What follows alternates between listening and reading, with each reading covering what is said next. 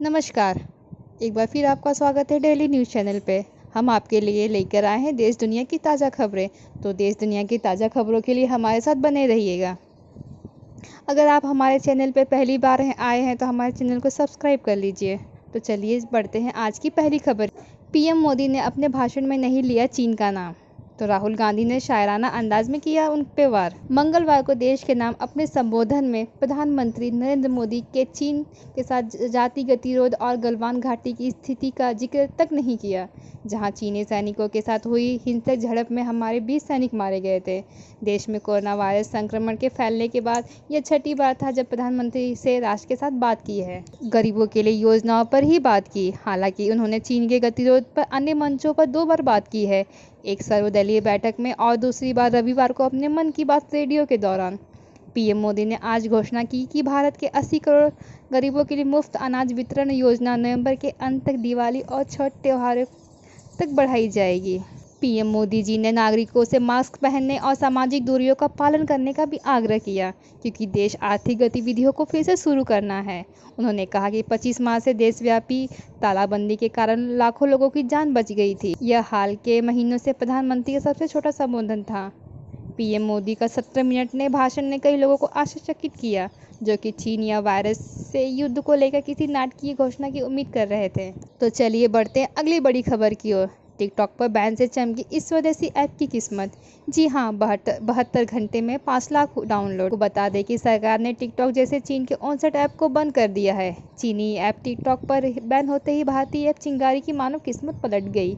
इस ऐप को आनंद महिंद्रा और केंद्र सरकार के principal economic adviser PEA Sanjeev Sanyal जैसे दिग्गज इसे इंडोर्स कर रहे हैं। हाल में बायकॉट चाइना अभियान जोर पकड़ने से इसी तरह का एक और स्वदेशी ऐप मित्रों का भी लोकप्रिय हुआ था। तो चलिए बढ़ते हैं अगली बड़ी खबर की ओर। जून 2021 तक गरीबों को मुफ्त राशन देगी ममता सरकार। चीनी बीमारी को देखते हुए पश्चिम बंगाल में गरीबों को मुफ्त राशन देने की योजना को आगे बढ़ा दिया गया है। अब उन्हें इसका फायदा जून 2021 तक मिलता रहेगा। प्रदेश की मुख्यमंत्री ममता बनर्जी ने मंगलवार को यह ऐलान किया। इसके साथ ही उन्होंने केंद्रीय गृह मंत्रालय से यह मांग की है कि राज्य में मेट्रो सेवा को शुरू करने की इजाज़त दी जाए। पश्चिम बंगाल की मुख्यमंत्री और टीएमसी प्रमुख ममता बनर्जी ने जून 2021 तक लाभार्थियों को मुफ्त राशन देने की घोषणा करते हुए कहा कि केंद्र सरकार को देश की पूरी आबादी को मुफ्त राशन देना चाहिए। तो चलिए बढ़ते हैं अगली बड़ी खबर की ओर। शादी में शामिल होने के बाद 111 लोग कोरोना संक्रमित हो गए। बिहार में शादी में शामिल होने के बाद 111 लोग कोरोना संक्रमित हो गए। शादी समारोह के मामले में प्रशासन और स्वास्थ्य विभाग की परेशानियों को बढ़ा दिया है। शादी में शामिल होने वाले लोग तेजी से संक्रमित पाए जा रहे हैं। अब तक इस शादी समारोह में शामिल हुए 369 लोगों की जांच हो चुकी है, जिनमें से 89 संक्रमित पाए गए हैं, जबकि 31 लोग पहले से ही पॉजिटिव पाए गए थे। पटना के पालीगंज में इस शादी समारोह में दूल्हे की मौत शादी के अगले 2 दिन में ही हो गई थी। तो चलिए बढ़ते हैं अगली बड़ी खबर की ओर।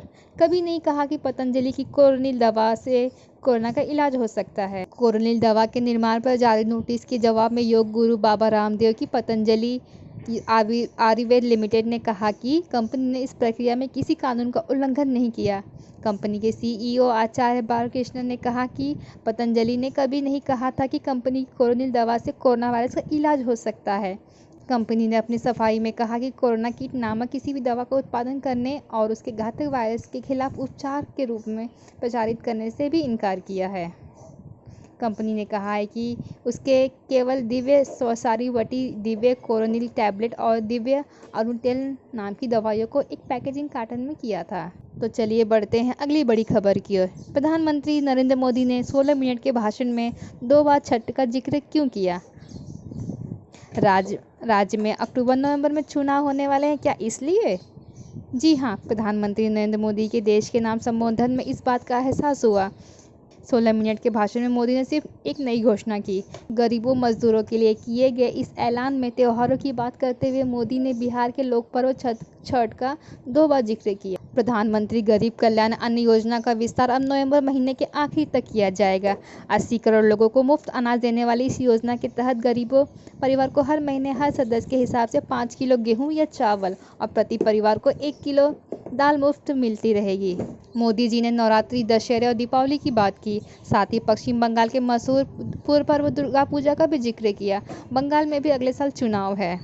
प्रधानमंत्री ने कहा, हमारे यहाँ वर्षा के दौरान और बाद में कृषि क्षेत्र में ज़्यादा काम होता है, दूसरे सेक्टरों में थोड़ी सुस्ती रहती है। जुलाई में धीरे धीरे त्योहारों का माहौल बनने लगता है।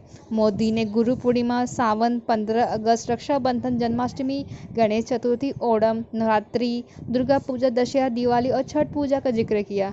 फिर कहा कि त्योहारों का समय ज़रूरत और खर्च बढ़ता है। इन सभी बातों को ध्यान में रखते हुए प्रधानमंत्री गरीब कल्याण अन्न योजना को आगे बढ़ाने का फैसला किए हैं। सरकार के 59 ऐप्स को बैन करने के बाद गूगल प्ले स्टोर और ऐप स्टोर से हटाया गया टिकटॉक। आपको बता दें कि सोमवार रात को सूचना और मंत्रालय ने एक बयान जारी करते हुए इन 59 चीनी ऐप्स को भारत को बैन करने का आदेश दिया था। सरकार की तरफ से जारी बयान में कहा गया कि उपलब्ध सूचना के अनुसार ये ऐप्स उन गतिविधियों में लगे हुए हैं जो भारत की समृद्धता और अखंडता, सुरक्षा, राज्य की सुरक्षा और सार्वजनिक व्यवस्था के लिए खतरनाक है। चलिए बढ़ते हैं अगली बड़ी खबर की ओर। जॉनसन एंड जॉनसन बना रही है किफ़ायती कोरोना वैक्सीन। जुलाई के दूसरे पखवाड़े में शुरू होगा दवा का परीक्षण। अमेरिका की company Johnson and Johnson corona महामारी से निजात के लिए वैक्सीन बनाने की तैयारी में